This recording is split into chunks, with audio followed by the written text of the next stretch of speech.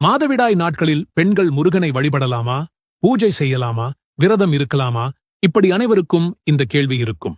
மாதம் பெண்களுக்கு 3 நாட்கள் மாதவிடாய் நாட்களாக இருக்கும்.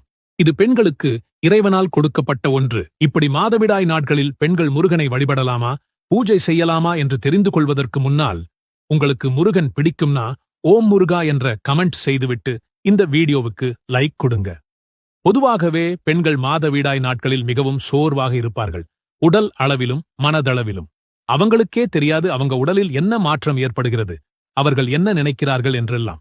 பலர் கூறலாம், இது தீட்டுக்காலம், அதனால இதெல்லாம் செய்யக்கூடாது, ஒதுங்கிதான் இருக்க வேண்டும் என்றெல்லாம். ஆனால் அது எதுவும் உண்மையில்லை. பெண்களுக்கு இந்த நாட்களில் அவர்கள் உடம்பிற்கும் மனதிற்கும் ஓய்வு தேவைப்படும், அவ்வளவுதான். இன்றளவும் பெண்கள்தான் மாதவிடாய் காலங்களில் சமையலறையில் சமைக்கிறார்கள்.